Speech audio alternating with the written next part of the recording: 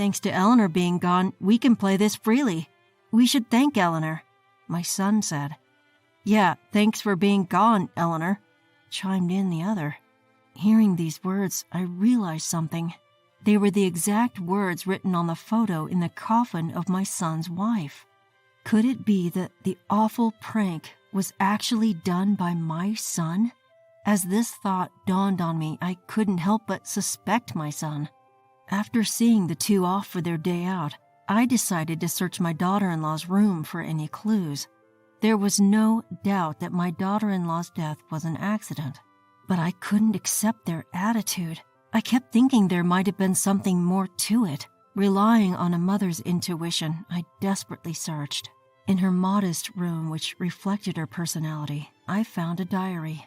Sorry for reading this without permission, Eleanor, I whispered to myself as I turned the pages. I read through the diary, anxiously looking for anything that could lead to the truth. What I found far exceeded my expectations. A series of terrible events. You're kidding. Not just Charles, but my husband, too, was involved in such things? The diary revealed a series of horrifying misdeeds by my son and husband against my daughter-in-law, about which I knew nothing. Rather than remorse, their attitude seemed to worsen, and I decided to take revenge. I'm Hannah. I turned 62 this year. I live with my son and his wife, and I thought we got along reasonably well, but that changed suddenly. One day, my son's wife, Eleanor, died in a car accident. Eleanor, my only daughter-in-law, was as dear to me as my own child. Having lost her parents early, she treated me like her real mother. Despite being timid, she was caring and kinder than my son, and I dare say I loved her more. Losing such a beloved daughter-in-law left me in deep despair for a while. Mom, we need to prepare for Eleanor's funeral, so please pull yourself together, my son urged. Yes, I need to be strong. Eleanor wouldn't rest in peace otherwise. Pushed by my son, I finally faced the reality of Eleanor's accident and started dealing with the arrangements. I was too distressed to notice why my son seemed so unaffected. On the day of the funeral, I cried until my eyes were swollen red. My daughter-in-law was a hard worker, diligently employed at a company owned by my relatives. She was a kind and thoughtful girl, as I often heard, and her funeral was mourned by many relatives. I'm truly grateful for everything. Thank you for becoming my daughter, I said, bidding farewell to the coffin when a photo inside caught my attention. It was a family photo taken during a trip, presumably placed there by someone with good intentions. However, strangely, my daughter-in-law, who should have been in the picture, was missing.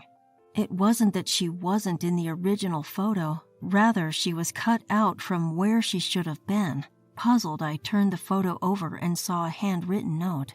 Thanks for being gone. Shocked by these horrifying words, I screamed and collapsed on the spot. Mom, what's wrong? This. I showed the photo to my son, pale-faced. He looked surprised, but quickly dismissed it, saying, "It's just a prank," and tucked the photo into his pocket before returning to his seat. Unable to believe his reaction, I called out to him loudly, "How can you just call this a prank? It's outrageous to do something like this here." Let's be quiet until the funeral is over. We can talk later. How can I be calm knowing that someone capable of doing this might be here? It's unfair to Eleanor. I pleaded desperately with my son, but he shook his head, unwilling to engage in my concerns. He even seemed annoyed by my raising my voice in such a solemn setting. Fearing someone with malicious intent was among us, I fled the funeral home, intending to report to the police. "Someone here has done something terrible. Please excuse her. My mom is just very confused," my son interjected. The police officers listened sympathetically but said it was impossible to determine who placed the photo. Even when I mentioned the car accident that took my daughter-in-law's life and the apprehended driver, they could only offer troubled looks, unable to pinpoint a suspect. "Enough already," my husband chided. "With all this commotion, Eleanor won't be able to rest in peace." "That's right, Mom. Dad's right," my son added. Moreover, my son and husband, the very ones who should have been essential, began to say that I, who was making a fuss over just a prank, was an embarrassment. A gentle husband and son trying to calm me down, distraught over losing a beloved family member. To the police, they must have appeared as caring and sensible, but to me, their indifferent faces during such an appalling event at my dear family's funeral were far more terrifying. Why aren't you upset? This is a malicious prank. How can you be so calm? Crying and screaming about it won't make Eleanor happy, they replied. What's the point in finding the culprit anyway? Perhaps to the other funeral attendees it seemed like I was overreacting.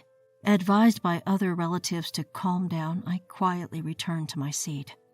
Even at the family funeral, the lack of tears from the two of them made them seem suspicious to me. I managed to hold myself together during the ceremony, having promised to talk with them afterwards. It was important to properly send off my dear daughter-in-law. Clutching my handkerchief, I held on to that thought throughout the funeral. Once it was over and we were back home, we finally had the promised conversation. When I expressed my desire to find the culprit who put that photo there and to demand an apology for my daughter-in-law, they exchanged glances, shook their heads, and said something unbelievable. Maybe Eleanor just incurred someone's wrath. What did you say? It's just a prank. No need to get so worked up about it. There's nothing we can do for Eleanor now anyway. Laughing, they dismissed my concerns and left the room without another word. How could they be so cold? Considering she was so important to them too. I couldn't understand, and I was left with only disappointment in them.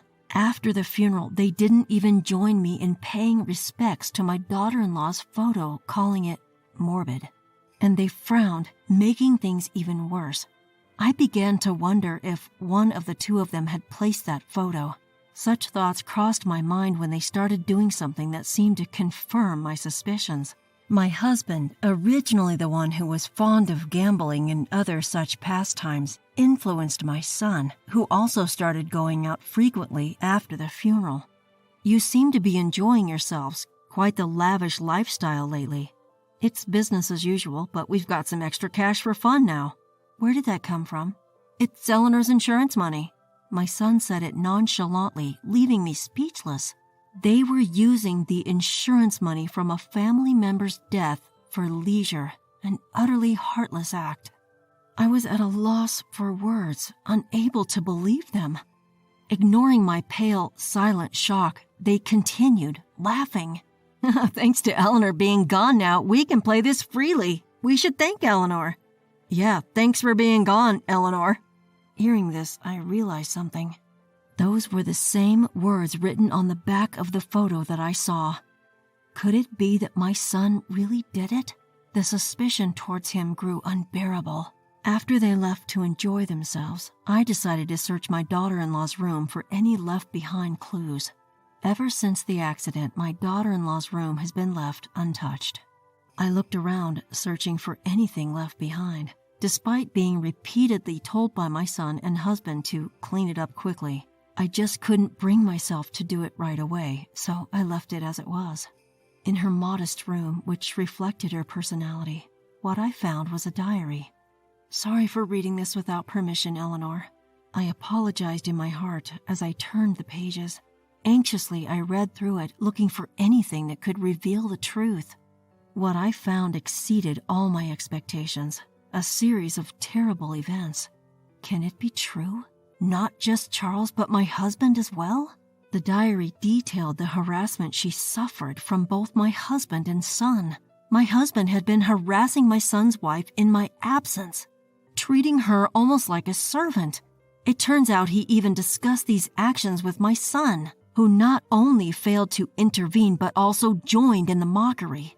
In secret, away from prying eyes, they repeatedly tormented her, and she endured it silently. As detailed in her diary over several days, they raised a question in me. Why didn't you ever confide in me? I felt guilty for not noticing her distress, but it troubled me that she never sought my advice, despite regarding me as her own mother. I never heard any of this from her, making me wonder if I had missed her attempts to reach out. Then I came across a passage in her diary. I can't tell Hannah. She's like my real mom. I don't want to upset her. Tears welled up in my eyes reading those words. My kind-hearted daughter-in-law, who surely never wronged anyone, couldn't have been the target of hatred. Later in her diary, she debated consulting me, but then the accident happened, taking her life. The thought of her unfulfilled life made my heart feel like it was tearing apart. I clutched the diary, resolving to avenge her. Before my husband and son returned, I made numerous phone calls. To avenge my daughter-in-law, I was ready to bring them down. Fortunately, her character had earned her many allies. Many agreed to help with my revenge.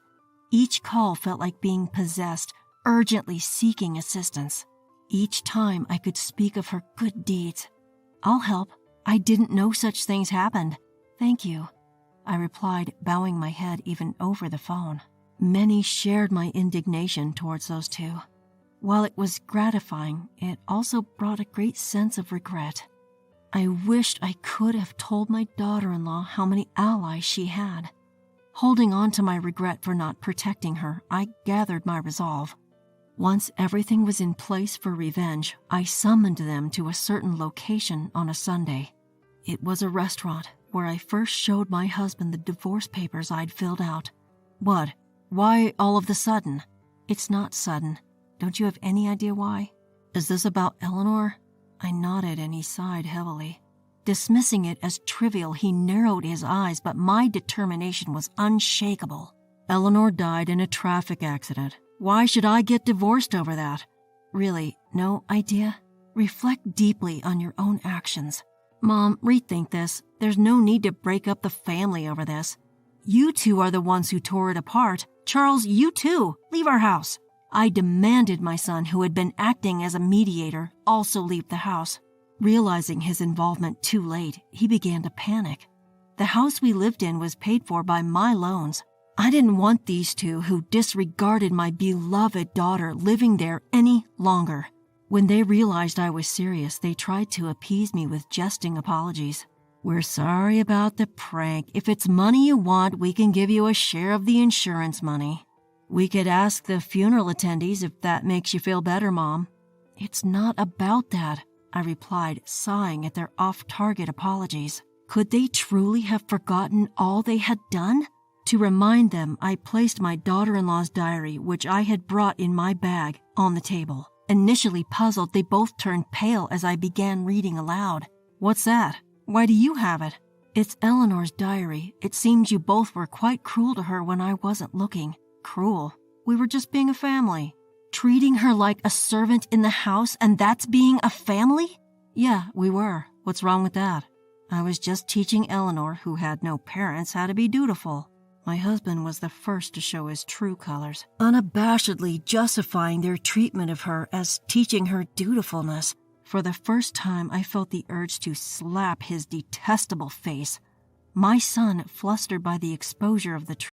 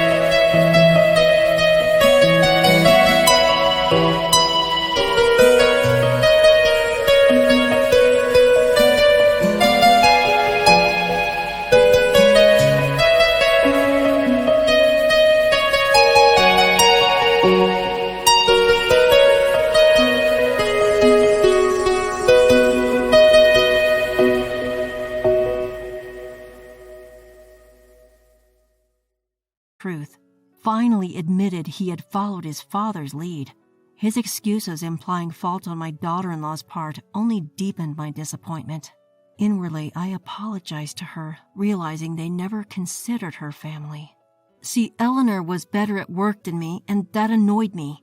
She couldn't even uphold her husband's honor. She was just a daughter who lacked parental guidance. Even after the funeral, she continues to be undutiful. She wasn't your daughter. She was only my daughter. What are you talking about, Mom? I'm your only child. You're no longer my family. Both of you, leave my house now. To me, my real family was only my daughter-in-law. I couldn't consider these two remorseless people as family anymore. As I stood firm, they became defiant, thinking they could intimidate me in a 2-to-1 situation. Are you going to kick out your own family for someone who's no longer here? You took her place away first. I stood my ground, shouting back and not flinching, even as my husband banged on the table and yelled. Frustrated by my resistance, my son reached for the diary in my arms. Stopping him was the president of the company where my daughter-in-law had worked. President, why are you here? I heard about it from Hannah. It seems you've been treating one of our valued employees terribly. Seeing the person who intervened just in time, I felt a wave of relief. Actually, I had arranged for the president and colleagues who knew my daughter-in-law to attend this meeting secretly. Seeing his seniors and juniors approach from behind, my son looked visibly shaken.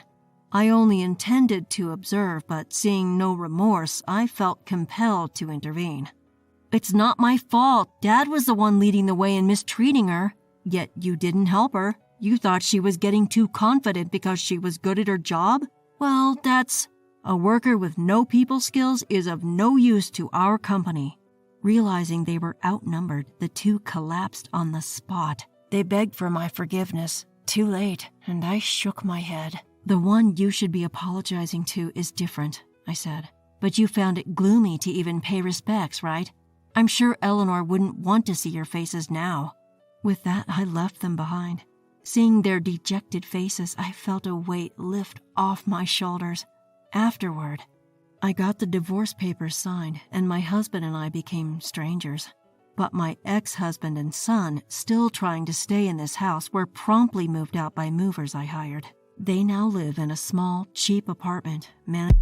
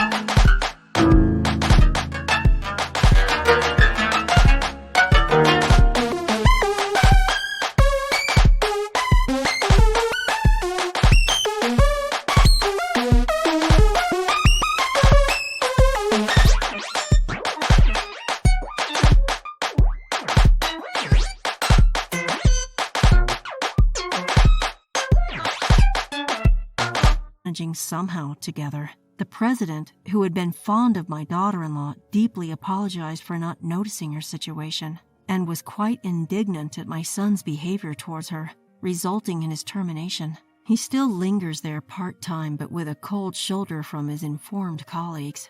As for my ex-husband, it seems he squandered most of his savings on horse racing and often came to me for money. I learned he was frequently scolded by my son for his spending habits. Despite being in a dire financial situation, he would beg for money to continue his only enjoyment, horse racing. Fed up with his unrepentant attitude, "I'll call the police if you come again," I warned. "Apologize to Eleanor. It won't be forgiven, but it's the least you can do. I am sorry, so lend me some money." "If you're truly sorry, why not find a part-time job to help your son? Without him, you're nothing." I slammed the door in his face. He pounded on the door for a while, blaming my daughter-in-law, but eventually left. In the quiet living room, I paid my respects to my daughter-in-law. I often wonder and regret if I could have done something sooner as a mother. The photo I found in her coffin, which my son and husband denied knowing about, might have been a message from her. I can't do anything for her now, but I hope reporting how things ended up with those two gives her some peace as I look at the picture of my dear daughter.